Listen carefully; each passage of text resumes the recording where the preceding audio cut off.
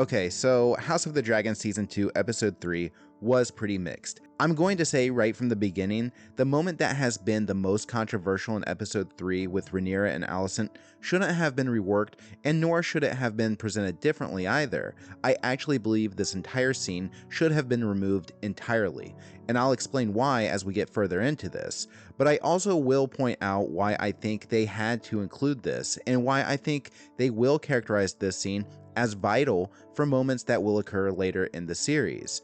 So yeah, let's rip the band-aid off and discuss. Now, I've heard some criticism suggesting that the insistence of building up Rhaenyra as too pure-intentioned and reluctant to war has been too much, that it's too obvious that her position is more righteous based on how her character is framed, and that her going to secretly meet with Alicent takes this idea almost too far. I suppose that could be an issue.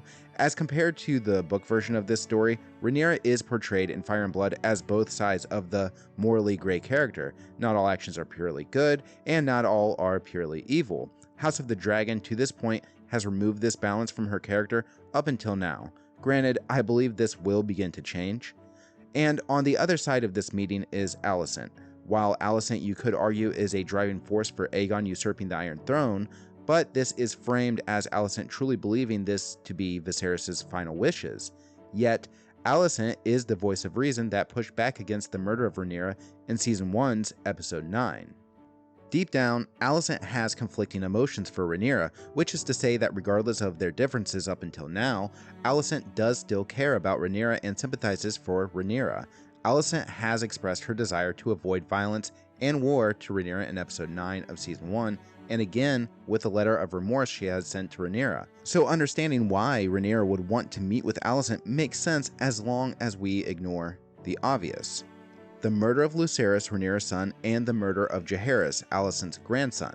The idea that if just these two could speak, perhaps a peace could be found. Well, that's asking a lot from your audience, and I admit that the scene itself is well acted and almost believable. They're really good actresses, and they almost sold it. We have to ignore, though, the impractical manner and how we arrived here. There's little to no tension of Rhaenyra making her way to the Sept to meet with Alicent. There's no, oh no, she almost got caught. That moment doesn't occur. Your audience has to ignore the high alert that King's Landing would be on after the death of Jaehaerys. It's unbelievable that Alicent, even in a private moment in a Sept, would be left totally unguarded with no eyes on her from the guards. It is unrealistic, but that's where the burden is upon the writing of this plot. Never let reality stand in the way of a good story. So again, we get into the suspension of disbelief. However, when the story chooses to implement realistic practicalities in one area and then neglects those impracticalities in another area, that inconsistency can become distracting for the audience. Think of how the lack of guards during the Blood and Cheese event is addressed with Aegon confronting Criston Cole in the last episode, and again with the confrontation of Criston Cole and Ser Auric. With such an emphasis on these characters being properly guarded, to then have the Queen Dowager totally vulnerable because she's in a Sept, but outside the Red Keep, that's really pushing it. This will be the second time that the Black faction has communicated to the Greens that at any point in time that they want, they can infiltrate King's Landing and specifically the Red Keep. You would think that once would be enough. And for those unfamiliar with the book version of this scene, well, there is no book version. War is already underway in the book.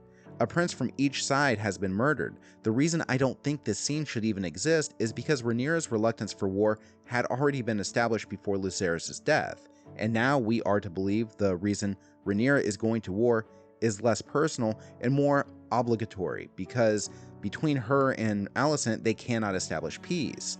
My issue with this is that it begins to undercut the significance of Lucerys' death. They are taking their time giving Rhaenyra an emotionally compelling reason to engage into this war, but I think they already established that reluctance, while also providing the reason Rhaenyra would ultimately choose to go to war. One justification for her thinking, though, is that she saw how easily Ser Auric was able to get to her, and that made her nervous for her other children, which is why she sends them away for safety. But the Ser Auric-Ser Eric trick is unlikely to be replicated unless there's another set of twins that could pull the same trick off that we are totally unaware of at this point. Now, we're falling back into this war of misunderstandings and accidents, and the focus becomes on Alicent misunderstanding that Viserys was actually talking about a prophecy, and while that is one justification for this scene, unless we spend a substantial time in Winterfell and then later at the Wall, it's hard to see a pathway that even justifies this prophecy existing in this story, which is original to the show and never mentioned in the book version. Now, I understand giving Alicent a reason to question what she heard Viserys say in his last moments as a vital moment, and Alicent having to confront that maybe she got it wrong is important. But I think this is a conversation that probably could have happened elsewhere. Maybe it could have occurred with Otto in the last episode even. Otto does seem capable and able to see through Alicent's delusions of what Viserys says, as he makes that very clear to Aegon in episode 2 of season 2. And maybe if he were to confront her about this, as he has nothing to lose by being dismissed as hand by Aegon, that may have been the appropriate time to bring that into the conversation. My issue here is that I don't think that this scene between Rhaenyra and Alicent felt needed. I think it only serves to convince audiences that now Rhaenyra has no choice but to go to war, but I also think audiences already saw it this way before this happens. Rhaenyra learns what she probably should have already known, that the Greens are not being led by Alicent. The point of no return has already occurred. Now, why do I think they added this scene and they're going to justify it as necessary? Well, ultimately, I think it will be referenced again in maybe only one line in the future, when maybe Rhaenyra takes King's Landing or something like that and captures Alicent.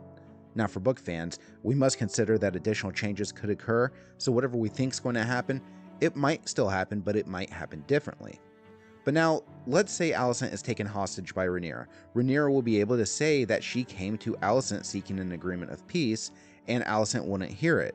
What I believe will happen is that Rhaenyra will become darker and maybe even more villainous by that point in the story, and will use this meeting as justification for some terrible action she'll take, maybe killing off members of the Greens in front of Alicent, and when Alicent pleads for mercy, Rhaenyra can then say that she offered mercy that day when they spoke in the Sept.